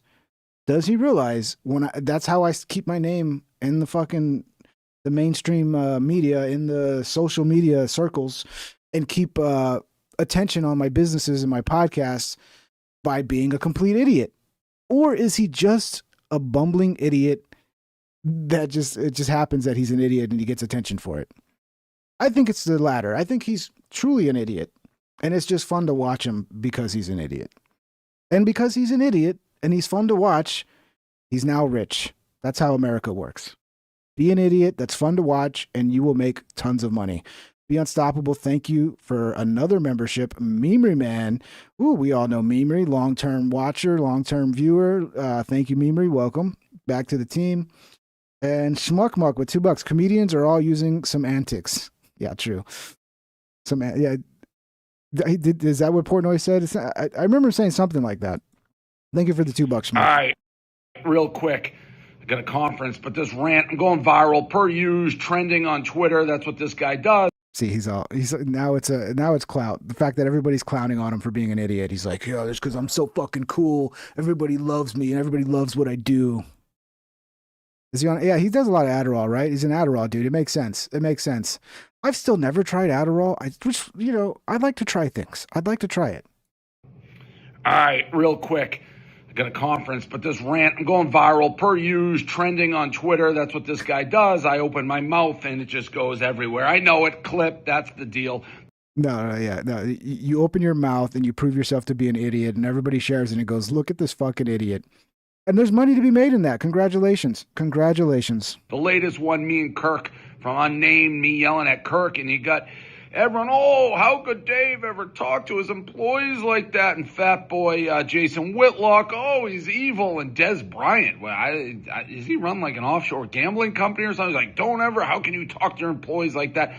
These guys just shut up and mind your business. Welcome to Barstool, all right? This is how we talk to each other back and forth, especially Kirk and I. Yeah, I'm sure that's how they always talk. Look, okay, maybe he's telling the truth because I don't watch it, but I doubt that's how they talk. That was probably 10 times worse than normal. They probably, like normal boys, will say like a fuck you or get into debates, but that was like, it was this close to him just quitting and walking out, dude. Now he's trying to fucking roll it back. Okay. So just shut up. Shut up. No, you shut up, Dave. You shut the fuck up, Dave. Try to do that shit to me. Try it. Try to see what happens, Dave. See what happens. What is Dave, like 5'6"? 5'6" little bitch? I'll sit on your face, Dave. I'll sit on your fucking face, dude. Those people don't know what the fuck they're talking about.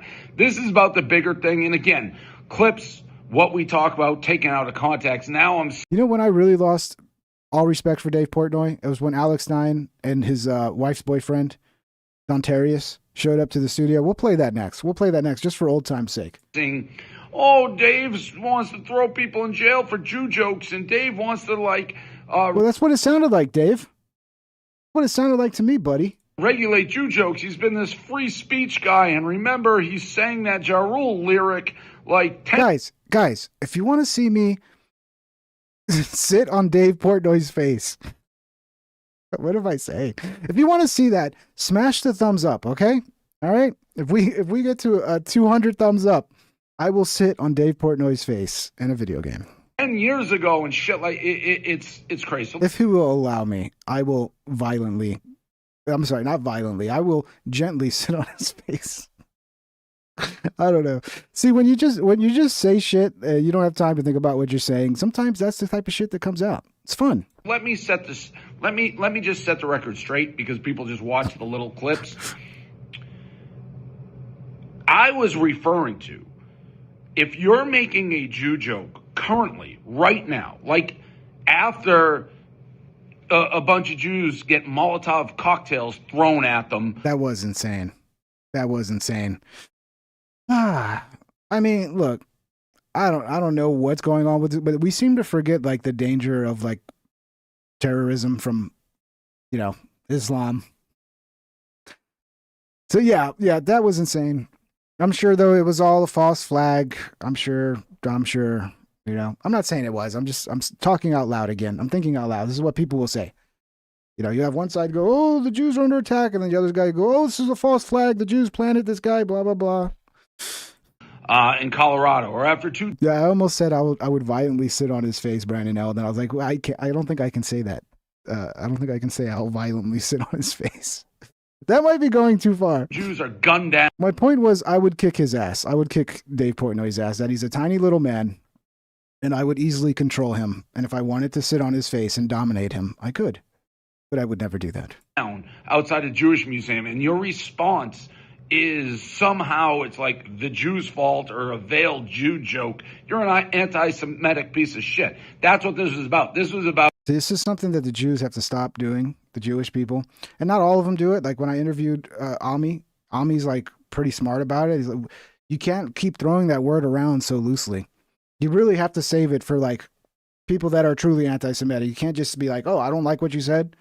I don't like that you're against what Israel's doing here. You're an anti-Semite. You have to stop doing that. You're doing the same thing to the word that the left did with racism. You're watering it down. Quantumly Immortal with the 50 pesos. Thank you, Quantumly Immortal. Ping, be prepared for some X-Lifespace woke left trolling. Alex Stein style trolling. I'm going to join with a believable X account. Hilarious. All right, go check out Quantumly Immortal on Twitter or X. Be Unstoppable with another $2. Thank you, Be Unstoppable. I'd buy that for $1. Good night, Ping. Good night, brother. Yeah, that's from RoboCop. Yeah, thank you guys.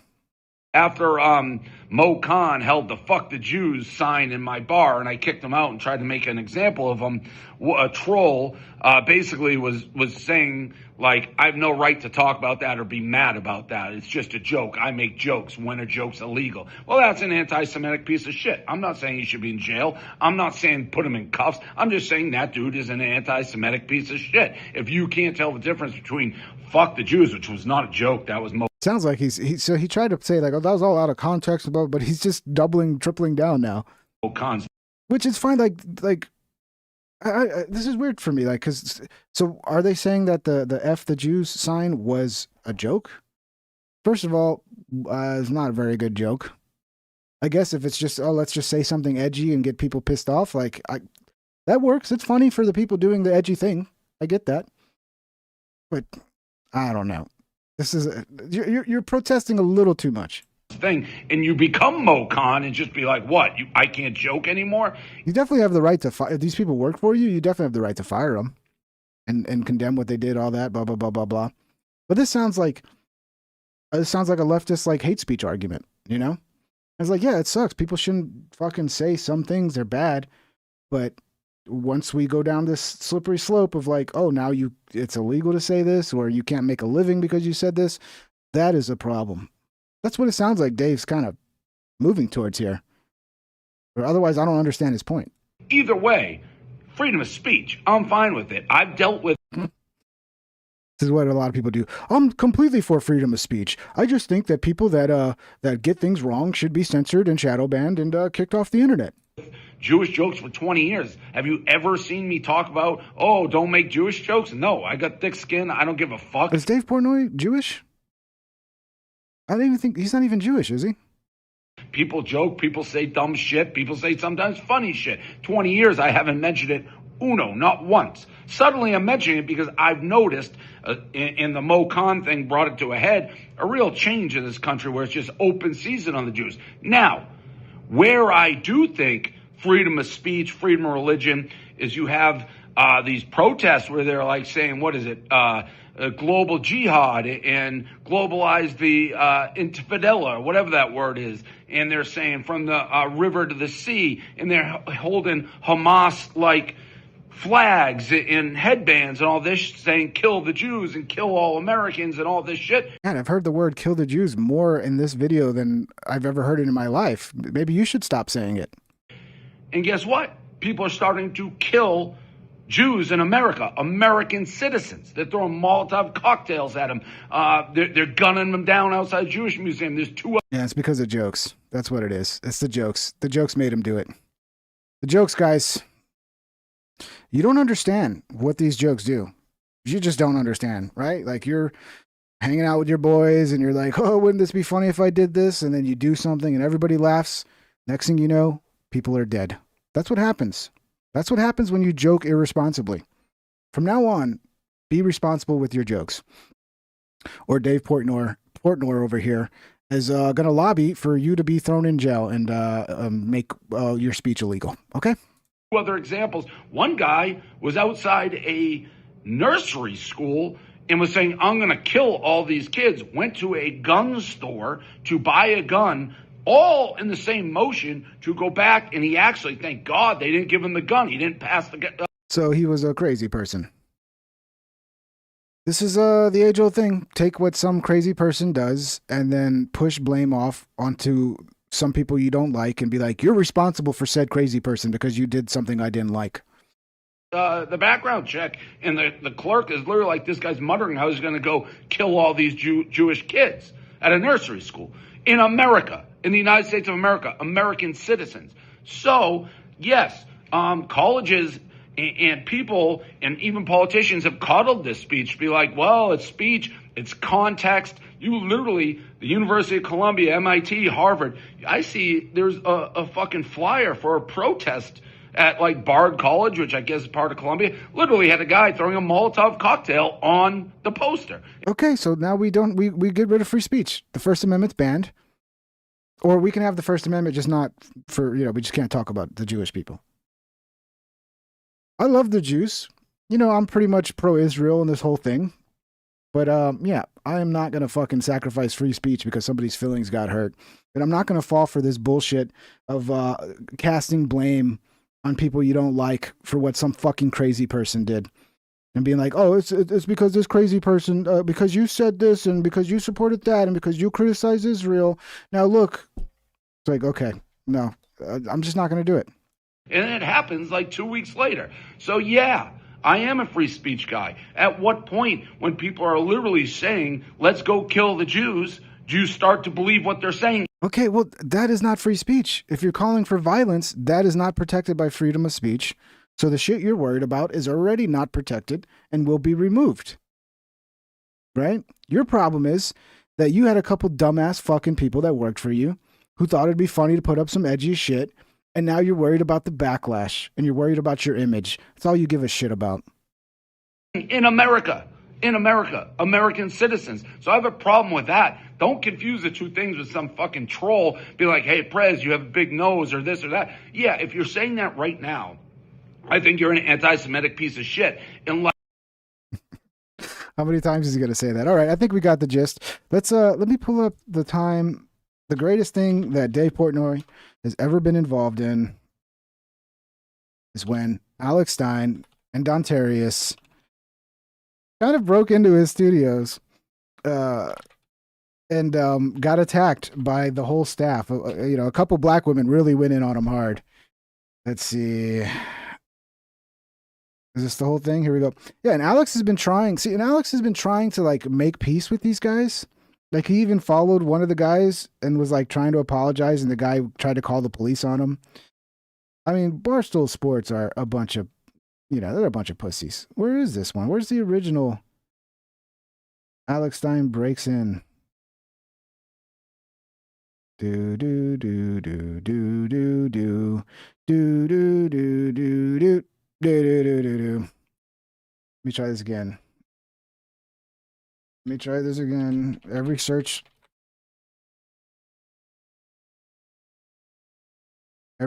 thing sucks.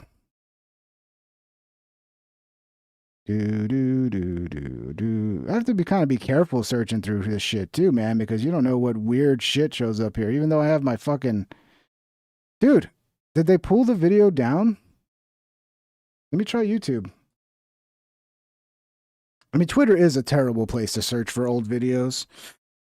Stein, Dave Portnoy. Let's just keep it simple. A complete saga. Let's see. This might be it. We're here looking for Dave. I brought my wife's boyfriend. So here is an opportunity when someone's doing something fucking hilarious for everybody to have a laugh. But instead of realizing there's a joke and being like, let's play along with the joke and make it a cool moment, they fucking attack this poor black man, this poor homeless black man, and Alex Stein himself. Hey, I'm looking for Dave Portnoy. Come on, Dontarius.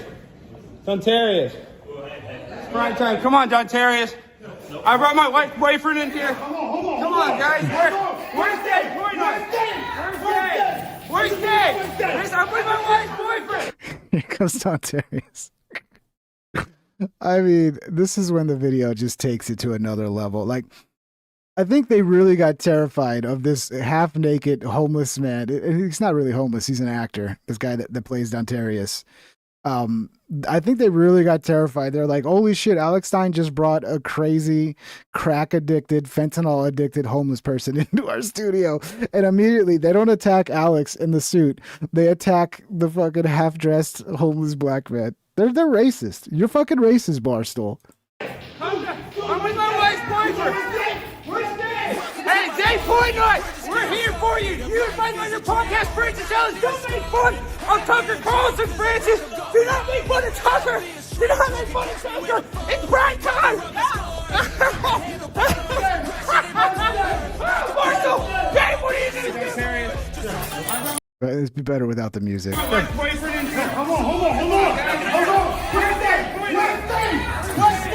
I just Like they cut it out of this YouTube version, I guess, to not get demonetized. But as they're pulling him out of the studio, his pants are pulling down. His whole ass is just hanging out. It's so funny, dude. You go with this. Dude, with this. You go with this. With this. With this. I think Dontarius went, and then they like literally shoved Dontarius with his whole ass out of the studio. And then right there, you can see him pull his pants up.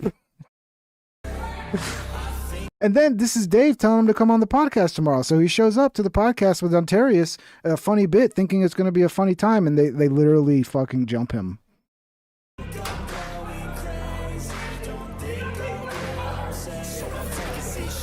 It's not over, too. These two, like, black chicks, they, like, chase him down and start hitting him.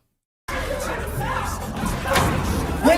guys are all cowards. You guys can't do anything. Where are you at, Dave? I brought my wife's boyfriend. Come and do something about it, Dave. I'm not afraid of you, you little wimp. Invite me on your podcast and uninvite me. Me and Dontarius, we got something to say about it. Where you at, Dave? Where you at, buddy? You over here? We're not scared, Dave. We're not scared. Come on, Dave. Where you at, Dave? Come on. We're not. So, like, he gets a little more than he bargained for here. Do it, guys. Do it. Serious. You know you guys are scared of Dontarius. Come on out, Frank. Come on out, Frank. See, that's Frank. That's my boy. I like Frank the Tank. Frank the Tank's hilarious. I love that guy. Scared, Frank. Come on. The biggest talent on Barstool Sports, in my opinion, is Frank. They should just give him the whole company. Come on out. Come on. Oh, come on. Guys, this is it. I'm a plant-based pimp. Dave, you're a coward. I think he's eating fish now. I hope Alex is eating meat now. I'm here. I'm in your freaking. I'm talking about playing. Oh, here comes. Oh, here comes. You know, if it wasn't bad enough, you now made the black women angry. Don't talk about that. Fuck you, what are you doing?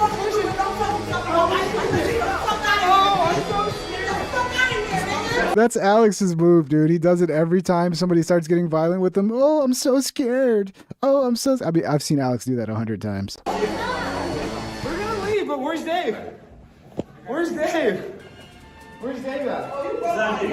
Yeah, because he's a coward. Okay. Well, he invited me on his podcast. You know that. You know who I am. Okay, well, Dave knows. He invited me on his podcast, and he's a coward. And then he uninvites me. I'm just saying. And then Francis Ellis making fun of Tucker Carlson. Nobody makes fun of my biological father, Tucker Carlson. So tell Francis. Black woman attacks him again from the side. Okay. You know, it's just funny because I got two angles of this all. I think after this, Alex actually interviewed. I think because Barstool ended up letting these chicks go at some point, and then like Alex interviewed them, and they were like talking shit about Portnoy. I don't know if it was both of them or it was like the first chick that Alex ran into. I know you're so cool. You're just hitting my camera. That's so cool. All right. What you saying? Oh, that's when you need to run. That's when they come up to you and they're going, all right. What you saying though? That's when you need to just turn around and run. Okay, unless you want to get in a fight with a black chick. No one wants that. What you saying though? What you saying though? I'm right here. What you saying though? Okay. What you saying though? Oh, I'm so scared. What you saying though? I'm so scared. Of all the people it's funny, of all the people, look, I love black people. I am kind of black now since gingers have been anointed as black. But out of all the people in the studio, it's the two black women that can't keep their shit under control and start getting violent. Isn't that funny? Don't you think? I'm doing a lot. See, they actually scratched them. Like when one, I think it might have been that one, but like their nails like really fucked Alex up. He actually took some damage.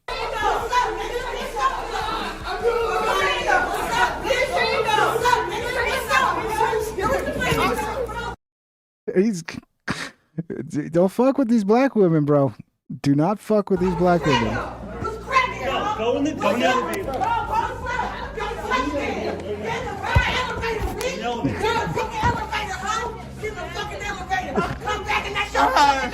You can see he's scratched on his face when they slapped him. The nail cut him too. I mean, that's assault. That's assault. I'm surprised Alex didn't sue. because Alex will sue. He will sue. He's makes a habit of like going to city council and doing crazy shit and then suing them when they won't let him talk. So I'm surprised he didn't sue here. Yeah, you guys look like real classy people. Barstool Sports, good one. Yeah, so that's I was never a Dave Portnoy fan, but after I saw that, I was like, that's fucked up. That's fucked up. Where are we at? All right, we're getting late. Maybe I'll save the how we save the country till the next episode, boys. How about that? Let me see what else we had here. Yeah, we got the Yas, how to fix things, how to save the country. Okay, we'll save that one for another episode. We'll get into how we fix the country according to Pink Trip, how we get rid of the problem, which is the corruption in federal government. And we go back to a sensible system where states are the power and federal government is just there to serve the states, to protect our borders, international fucking diplomacy, setting, there are things that the federal government will have to do, but it's so small and it will cost nothing compared to what we're paying now. And we can, let each state be the experiment in democracy that it's supposed to be. And we can figure out the best ways to do things in the future with this new state-led fucking future of this country. Anyway, love you guys. Thank you everybody for the support. Unstoppable sent a whole bunch of stuff. Let me shout out the people. Let me see who won the community leaderboard today.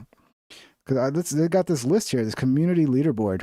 Vegeta is number 1 with 150 experience points. I don't know what he did to get those points. Vegeta, what did you do? How'd you get all those experience points? Tell everybody your secrets. Probably you commenting a lot. Okay, thank you. Somebody named Morning. I can't see the whole name here. Let me go ahead and full screen this. Yeah, it's still not showing me the whole name. Morning at AWAS is number 3. So 3 of you guys tied at 150. And then Buddhist Priest, K-Mac, MMA KO TV. Well, shout out to MMA KO TV. Go check his videos out. I hope you're still making videos, dude. That guy's made some great, funny videos. MMA KO TV. Memer Man, Andy's Random Edits, Not in Your Head, all the regulars, J Glow. Thank you guys for showing up.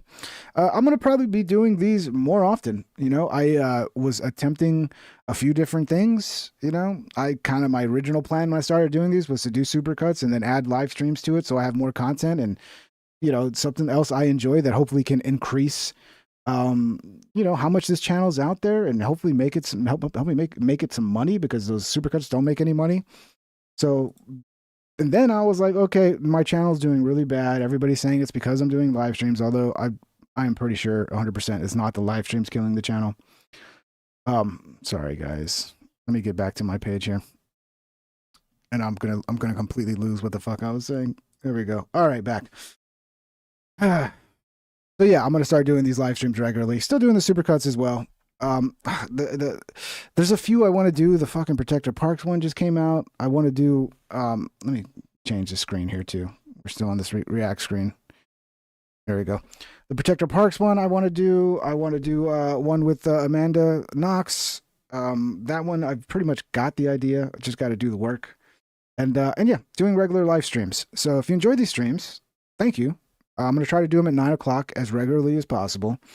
On my second channel, I'm going to probably start throwing up some clips, and I might be doing some like more relaxed live streams. I might be doing like maybe gaming or I don't know, less. It won't be like this. It'll just be more kickback and kind of just experimenting over there. So if you haven't followed me on the second channel, Pink Trip 2, go give me a follow over there.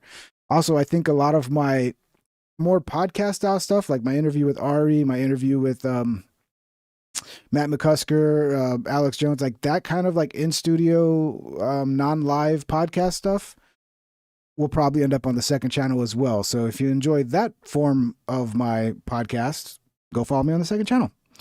Anyway, once again, thank you guys. This has been a fun one, and I will see you in the next episode of The Pink Trip Show. Shout out, everybody.